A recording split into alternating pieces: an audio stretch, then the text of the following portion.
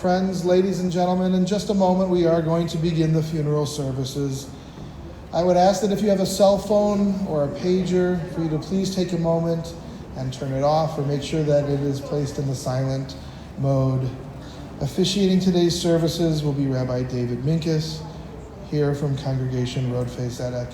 And again, just as one last final gentle reminder, please do make sure your cell phones are off so that they don't interrupt the ceremony today. And again, for those of you joining us online, we welcome you as well. While you may not be able to be here physically, your presence is appreciated and known from the family.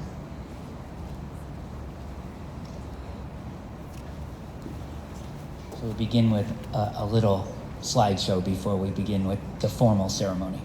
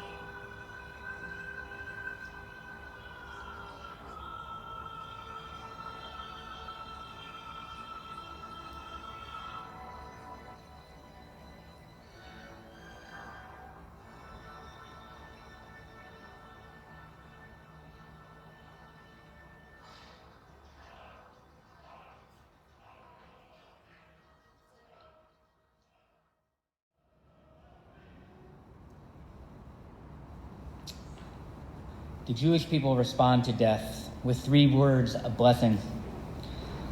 In English, those words mean praised is the judge of truth. And we will begin our service with the wisdom of our tradition. And please repeat these words after me. Baruch Dayan Ha'emet. Praised is the judge of truth. You don't need to repeat that one. Adonai Natan v'Adonai Lakach, Yehi Shem, Adonai Mevarach. Adonai has given and Adonai has taken. Praise be the name of Adonai. In the words of Ecclesiastes, a season is set for everything. A time for every experience under heaven. A time for dancing and a time for wailing. A time for birthing and a time for dying. A time for speaking and a time for silence. A time for seeking and a time for losing. The time of mourning is a complicated time, filled with many emotions and memories, both bitter and sweet. We begin our service with the recitation of psalms and prayers, thus linking George Meschel's life with the 3,000-year-old tradition of the people of Israel and the eternity of God. The Jewish funeral is made up of the words of our tradition, the words of psalms, but also the words of those who knew the person. So our funeral will be, well, we're going to recite a psalm, and then we'll hear from Susan, from Eva, and Judy. I'll ask you to turn in your pamphlet. We'll read the 23rd Psalm together. The Lord is my shepherd, I shall not want. He maketh me to lie down in green pastures. He leadeth me beside the still waters. He restoreth my soul. He leadeth me in the path of righteousness for his name's sake. Yea, though I walk through the valley of the shadow of death, I will fear no evil, for thou art with me. Thy rod and thy staff, they comfort me. Thou preparest a table before me in the presence of mine enemies. Thou anointest my head with oil, my cup runneth over. Surely goodness and mercy shall follow me all the days of my life, and I will dwell in the house of the Lord forever. We'll now invite up Susan to share some words.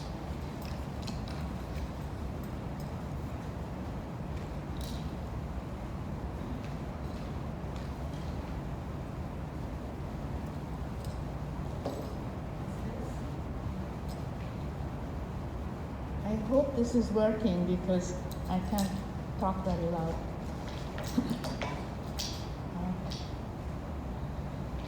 I would like to say a few words about my husband, George Meschel.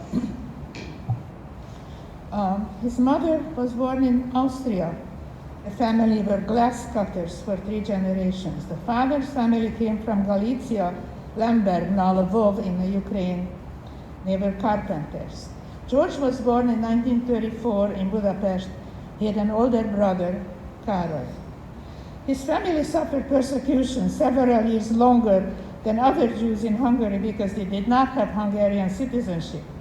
They were hiding in different places to avoid the roundups since 1939. His Aunt Therese found the hiding places. She had connections with the underground Zionist organization. There was many family members in the Holocaust. His father was killed in Dachau. His mother was liberated in Bergen-Belsen, was in very poor condition and was taken to Sweden to recover. All this time, the brothers had a very difficult time to survive by themselves. After the war, George lived with his Aunt Irene, who was Catholic. She risked her life during the Nazi occupation, bringing food to the ghetto for George and Károly. The boys entertained themselves by playing Shakespeare plays. They both knew Hamlet and Midsummer Night's Dream by heart, and this was their entertainment during the starving and the bombing. His mother returned almost 2 years after the war ended. George found out from a newspaper while attending school that his mother was alive and coming home. His mother set up a shop making custom-made shirts and nightgowns. She did beautiful work and got orders from the members of the government. And George His task was to deliver all the finished products. They could not afford to buy a piano, so the compromise was to buy an accordion.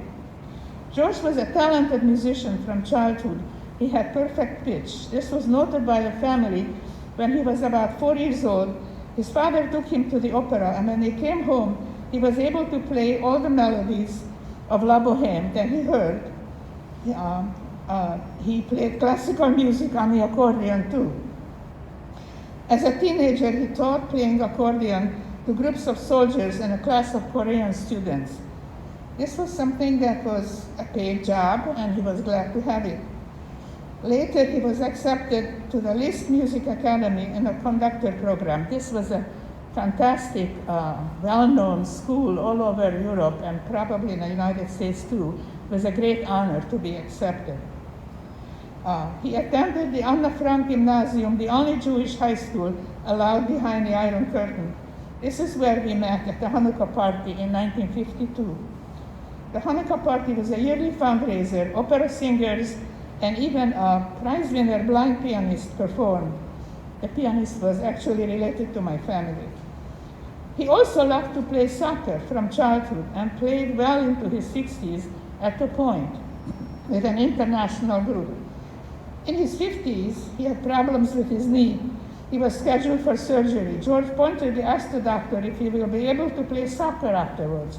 The doctor could not promise this. Then George decided that he was not going to have the surgery. He continued playing, taking some ibuprofen tablets. George was also an excellent chess player. He and his brother played a lot until Kare made illegal Aliyah in 1949. One of his partners in Chicago was the head of the social thought department at the University of Chicago, Mihai Csikszentmihalyi, who we met on a hiking trip in Wyoming. When he did not find a partner, he played on a computer on a program called Sagan 4. In 1950, Hungarian uprising against the Soviet rule changed our lives. The Soviet army defeated a new free government, and we lived in a chaos of bombing, shooting, and lack of food. George brought my mother and me bread through the front line. It took a lot of courage. The Russians took many students and deported them to Siberia. We were warned by some of my classmates. We decided to escape, and George's stepfather found a smuggler. 10 of us were camouflaged on a truck covered with cabbages, and with 3 smugglers, we reached the border to Austria. When we saw the sign, "Drink Coca-Cola," we knew that we made it to Austria. Our group of 10 people had no money left for the last smuggler. He then requested that we leave our belongings for payment. My backpack had a blue velvet dress which had sentimental value because my father bought the material in Italy. I cried for the first and only time. George sneaked out to the courtyard where our belongings were piled up and retrieved the dress. He wore it around his neck during the time we crossed the border through the minefields. His backpack contained 2 books by Zoltán Kodály. We spent some time in a refugee camp. A priest asked if someone would be willing to accompany the Mass on the organ. George asked the priest if it's a problem that he's Jewish.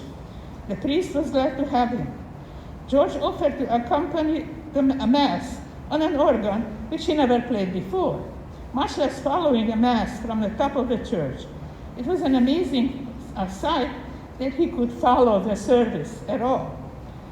We arrived in the United States on January 7, 1957, and settled in Chicago. George earned a BA degree in music education. He taught for 1 year, but the conditions were so miserable, he decided to change professions. He decided to study clinical psychology.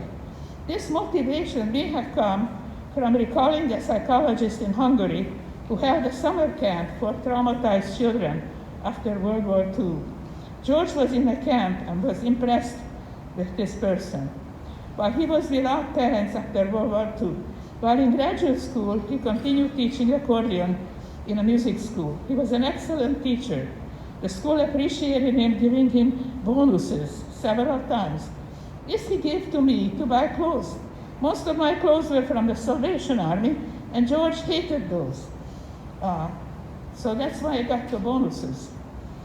He earned a PhD at the University of Chicago. in clinical psychology. He was then Chief of Psychology Service at the Westside Veterans Administration Hospital for 37 years. His specialty was diagnosis of veterans who suffered PTSD in wars. After retirement, he joined the Lyric Opera Lecture Corps and gave many lectures about the operas throughout Chicago and suburbs. He lectured in Montgomery Place several times. One time he lectured about the opera Yevgeny Onegin by Tchaikovsky. He quoted one of the arias the poet Lenski sings to his sweetheart in Russian. It was "Ya люблю тебя." A lady in the front row began to cry and asked him to repeat the sentence. It was very touching. We married in 1958 in Chicago. We have 2 daughters, Judith and Eva. We also have 2 wonderful grandchildren, Jared and Ashlyn. George was well known among his friends for his great sense of humor. He could make a joke of practically anything: wordplay, translation mistakes, twisting Hungarian words. I miss the jokes, but particularly I miss him playing the piano. Those are my best memories of my husband, friend, and a person who shared my life. I will miss him. I loved him.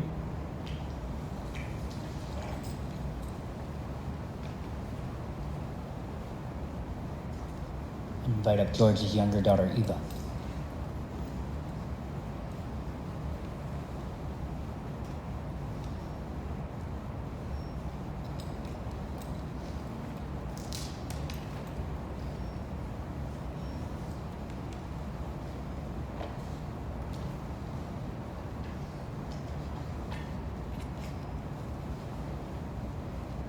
Dr. George Meschel, psychologist, husband, father, grandfather, colleague, friend.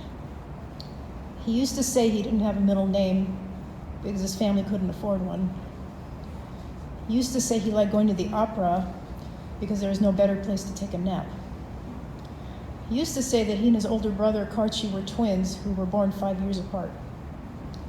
He came up with puns in both English and Hungarian. I didn't always get the Hungarian ones unless they were explained to me. He had a funny face for any occasion. He knew how to laugh and how to make other people laugh. And that was just one of the many things that made him so great.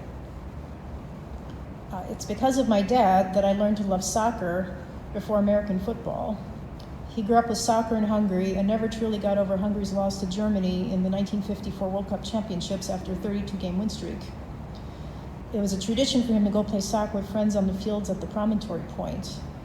First soccer game I ever remember seeing was when I was 11 years old and we watched Italy win the 1982 World Cup Championship 3-1 over West Germany, and seeing the amazing goal scored by Marco Tardelli, which, if you're not familiar with, was in the Wide World of Sports opening on ABC for years afterwards.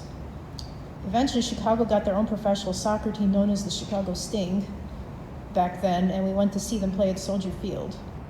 That love of soccer continued with my sister Judith, and is now in the firm feet of his granddaughter Ashlyn, an Indiana State soccer champion and certified Indiana soccer referee whose passion for the game rivals my dad's.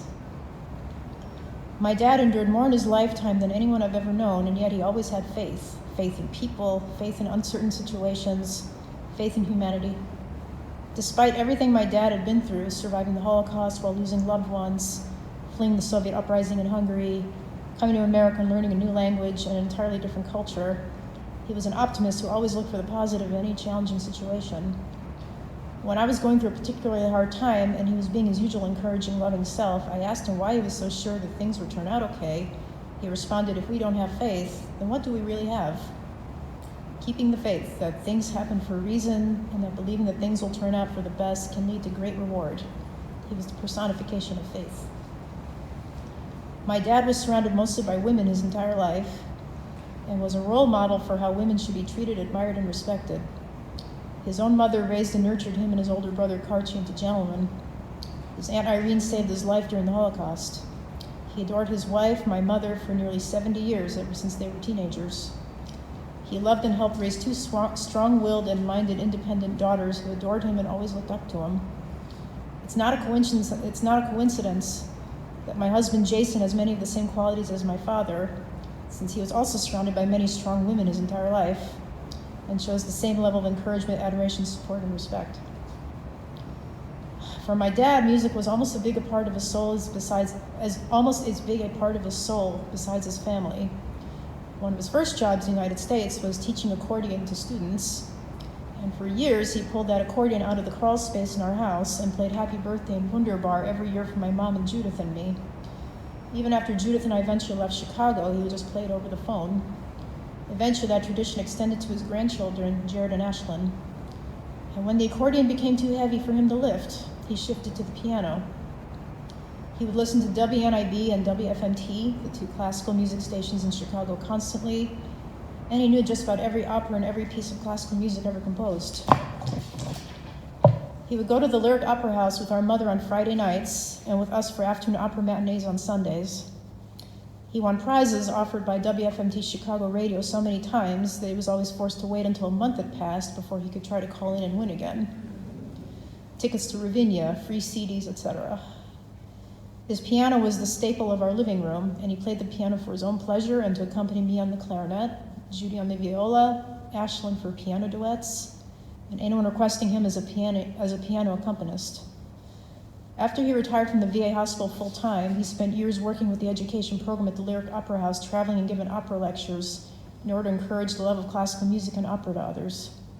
I was privileged to have been able to listen to one of his lectures, and his enthusiasm and love were apparent to everyone. My dad had one of the biggest sweet tooths in the history of the world. Life was one big dessert or dolce that was meant to be consumed and enjoyed. Going to the Lutz in Chicago was always a special occasion to get some of the best pastries in town. When my kids were little, he said his greatest dream as a grandfather was to take them out for ice cream, which he did countless times.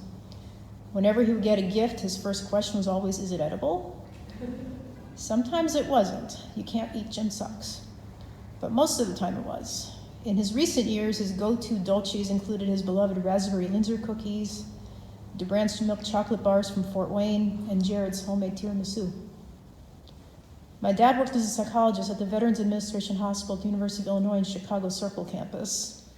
For years, I learned that if I called him on the phone and he answered in Hungarian, it meant he was free to talk. If he spoke in English, it meant he was with a patient. I always found it unbelievable that he never once filled out a job application because he went to work at the hospital where he interned before getting a psychology PhD. I naively assumed this was normal job hunting. He always returned home right at 5 p.m., immediately disappearing into his bedroom to do the one thing he'd been wanting to do all day, take off his tie.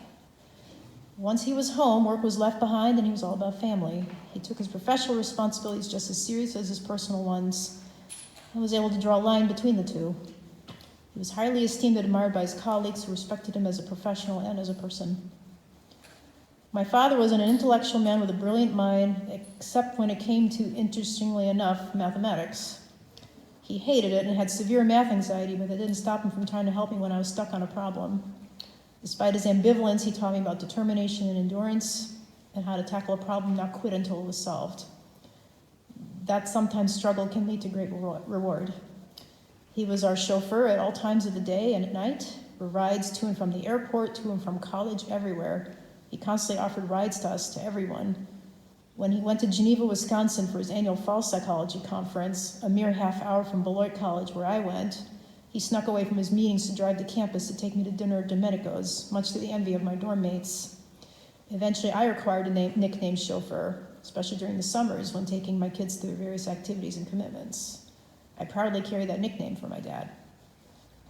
When my dad learned that he was going to become a grandfather for the first time, he was naturally excited, but also unsure of himself because when I asked him how he felt, he said, "I don't know how I'll be as a grandfather. I'm still learning how to be a father."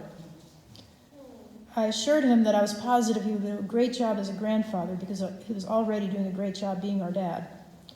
When Jared and Ashlyn arrived, he absolutely loved being a grandfather, and it was such a sweet sight watching him teach them how to play chess, blow bubbles in the backyard, take them for ice cream to the beach, to the Lutz, and accompany Ashlyn on the piano. My kids adored their Papa George. He was a great listener, gave great hugs, a silly dancer, and the worst driving instructor I ever had. If there was one thing my dad ever did that scared me, it was when he attempted to teach me to drive, and after countless yellings of "stay in your lane," he said, "You did a great job." He wouldn't let me get my driver's license until I knew how to parallel park to his satisfaction, and driving lessons included going to downtown Chicago to the fruit and vegetable market area on Water Street on a Saturday morning. It's why I didn't get my license until I was 19. All it means is that he loved me and just wanted me to be safe and protected, which is why for years and years after I returned home from a visit, I always called to let him know I made it home safely. He did the same in return. In conclusion, allow me to share one of my last conversations with him.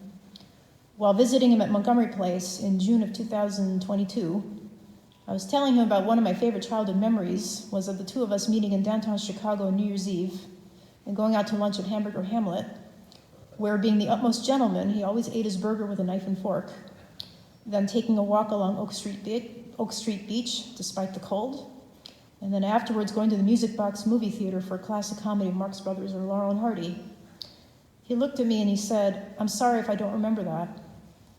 I responded, "It's okay. What's important is that I remember, so I'll remember it for the both of us. I hope all of you have a great memory of my dad, and you'll remember for him too, and think of him every time you indulge in the dolce."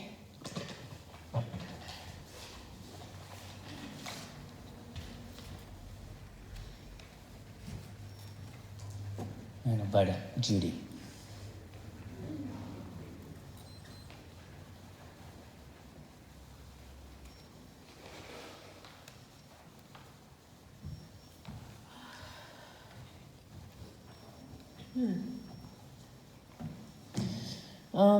My dad, my uncle, was so many things.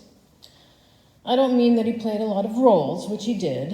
Husband, father, confidant to thousands of veterans, radio quiz star, soccer fiend. Those were things he did, but this is who he was. He was a listener. That suited him to his profession, and of course, he also had professional training in listening. He coaxed you out with non-judgmental questions, followed by big yet comfortable silences. He was reliable. I used to call my dad every time I was facing really hazardous driving conditions. Driving, rain, whatever. I just kept him on the phone through it.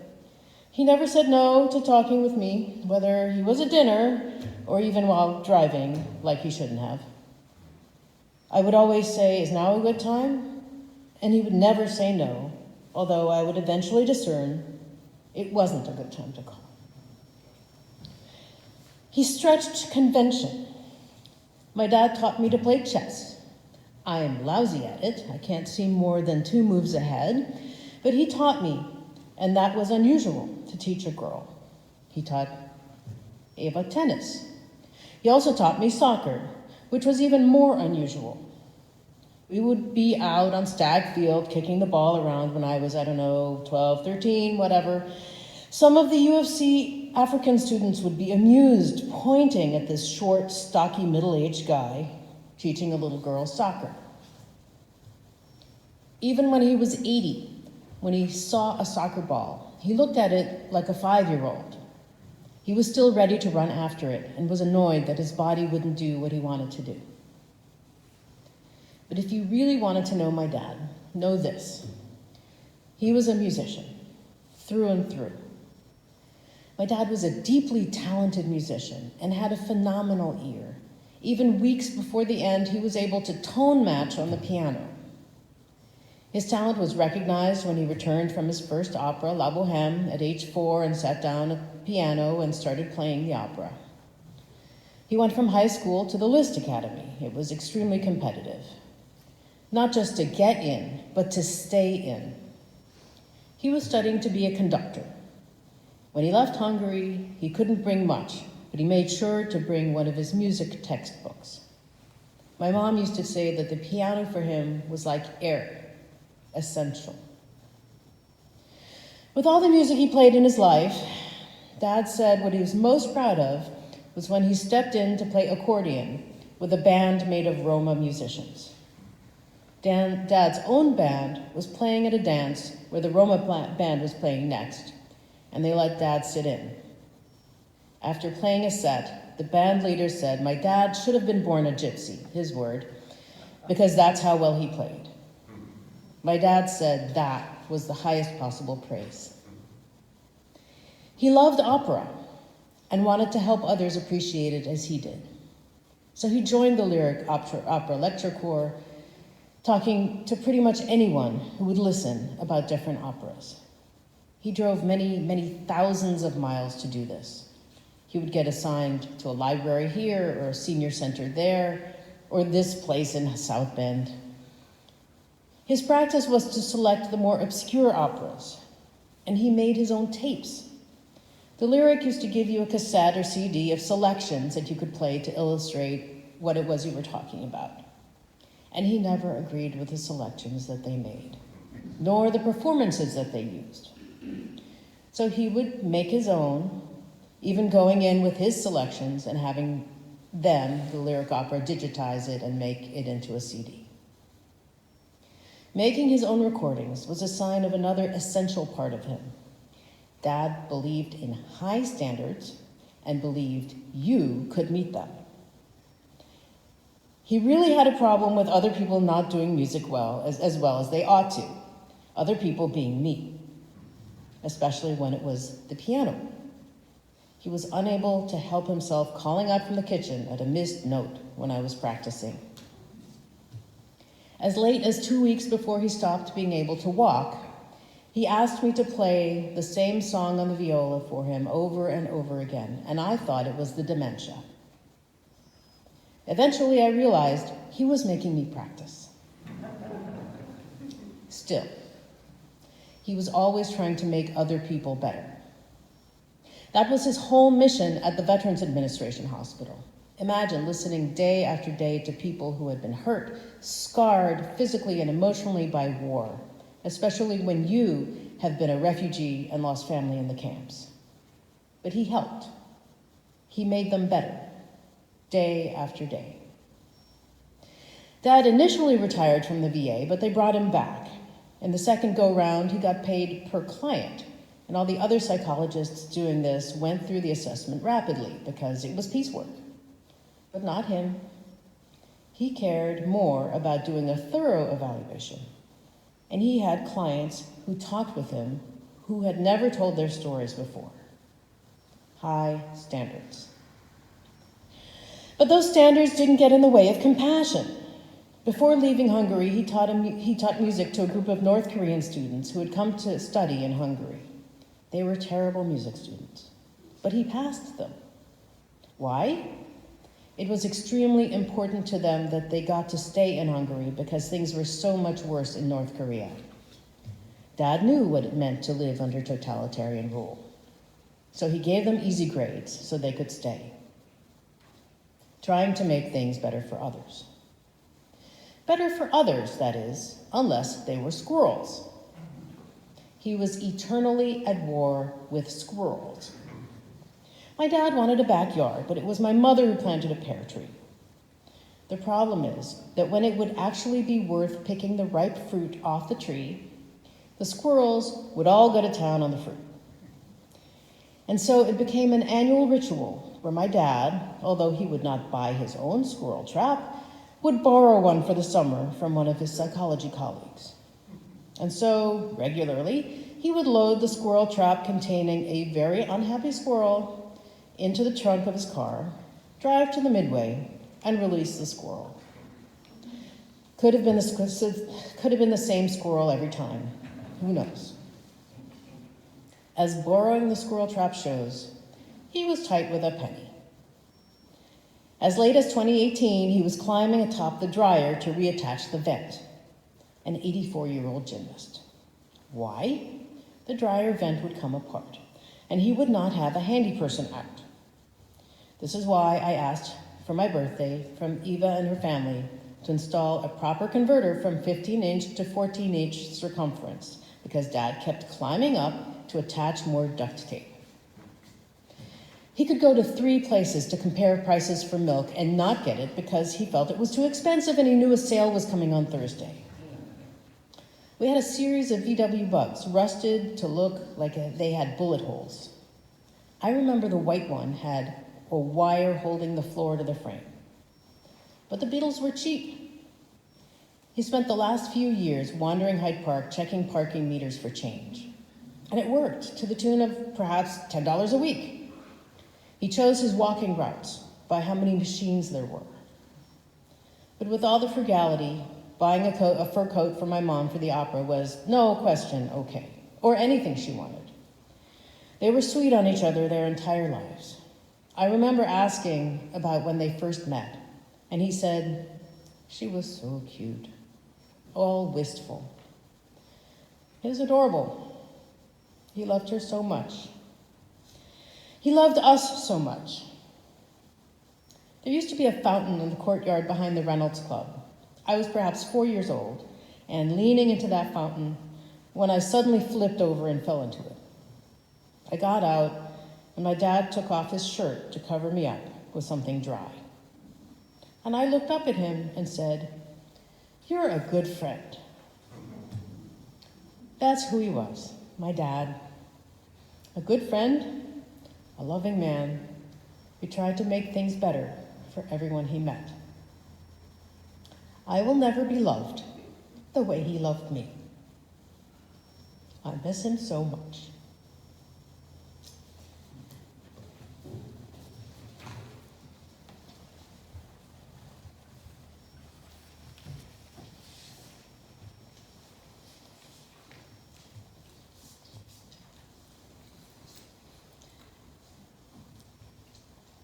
As we've heard, George was many things.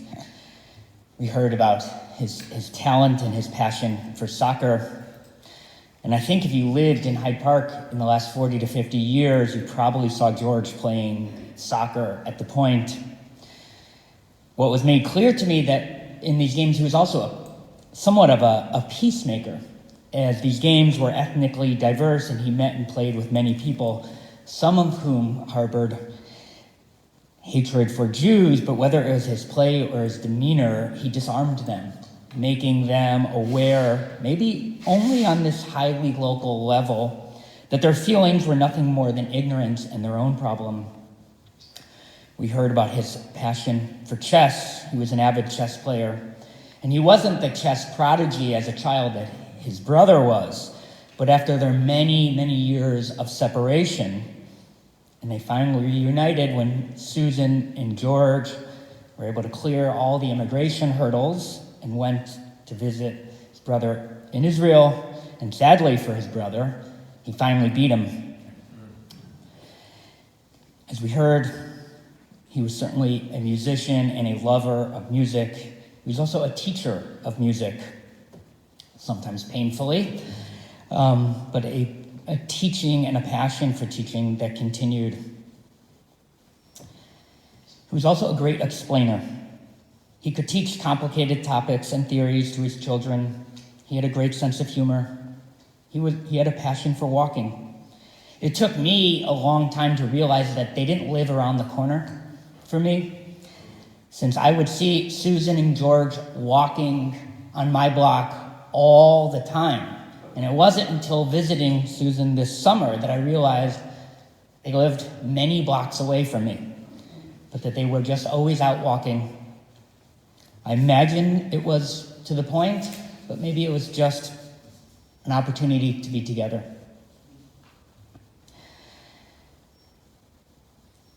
George was a great father with a sense of humor and an ability to make people laugh, make jokes out of anything. As we heard, there's now an opening to call in WFMT and win some tickets to any number of things. So if you do call in to the radio, you're doing it in George's memory.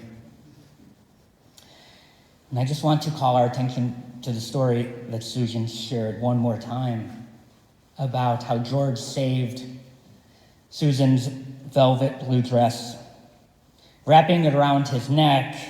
Saving it demonstrated this small but monumental act of love that those of us raised in privilege, in citizenship, in comfort in America, those who spent a childhood away from war and hatred and ever-present danger, could never understand. But when you see the dress, as I got the opportunity to, the meaning and the sanctity of that act is understood. This past Shabbat in this very room, we read about the Jewish people's namesake, Jacob. The Torah says that Jacob got his name in Hebrew Yaakov because in the womb he grabbed his older brother's heel. And the Torah explains that this word, the root, means to grab a heel. The Torah sometimes plays fast and loose with names, and the word Yaakov actually does not mean that. It might mean crooked, which is a little nod to some of Jacob's character. But the other part that is essential about Jacob's name and who he was a border crosser. Akev, that root, means to cross borders. And as I was sitting, listening to stories about George, who he was, the different things he did in his life, and the many things that he was to many different people, it made me think of Jacob. He, like Jacob, was separated from his brother, his older brother, for many years. Like Jacob, he might have demonstrated the most passionate love in the Torah for his wife. He went to great lengths for her, just like George. And many of the difficult and even tragic aspects of Jacob's life were his own doing, whereas George was met with tragedy and trauma, but was able to cross that border, able to rise above pain and loss to create love and family, memories, children, and happiness, and eventually grandchildren. He taught music and he found beauty. George lived a life, a piano's worth of a life. He lived to 88, as a piano has 88 keys. And we must appreciate and admire this life, one of love, music, and lasting impact. I'll ask that you rise as we say the memorial prayer.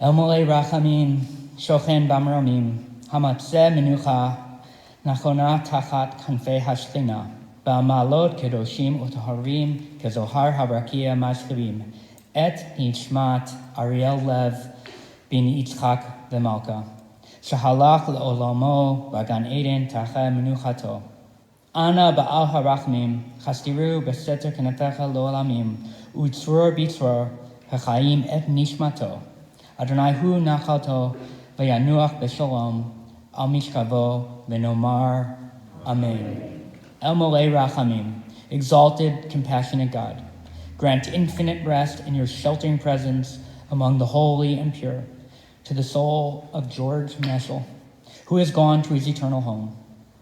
Merciful One, we ask that our loved one find perfect peace in your eternal embrace.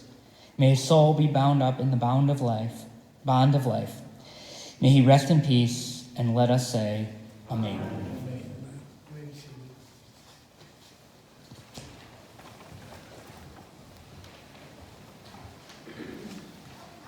Friends, this concludes the services here in the synagogue. The interment and burial services will continue at Waldheim Cemetery and Forest Park. For those of you who wish to join us in the funeral procession, our procession will be forming in the parking lot, and then we'll be driving together. Please, if you are going in procession, make sure you obtain an orange funeral safety sticker, and we will be providing several of the cars with the magnetic orange flag to be placed on top of your car. Please travel as close as safety permits to the car in front of you to avoid any gaps in our procession. Feel free to use your horn liberally as we make our way through the intersections, and as the car in front of you, if the car in front of you goes through the intersection, please do proceed with caution and make every attempt to keep our procession together. Following the interment, the family will be together for Shiva at Montgomery Place today, Wednesday, Thursday, and Friday from approximately 3 until 7 p.m. And just as a reminder for those of you joining the family at Montgomery Place, they do require proof of vaccination against COVID-19 to provide a safe community there at Montgomery Place. Also, there will be a Zoom Shiva on Saturday from 10 until 11:30, and all of that information is available in the service folder. And for those of you joining us online, all of that information is also available on our website at chicagojewishfunerals.com. At this time, I would ask everyone to please rise and stand in place as we escort the casket, the family, and the rabbi from the sanctuary. And as we leave, there will also be another slideshow or video that will be going on. And if you'd like to stay to watch a little bit of that, you can. But the family and anyone who's going off to the cemetery will need to be making their way to their cars. Thank you. So for those of you who have to service pallbearers, if you'd like to come forward.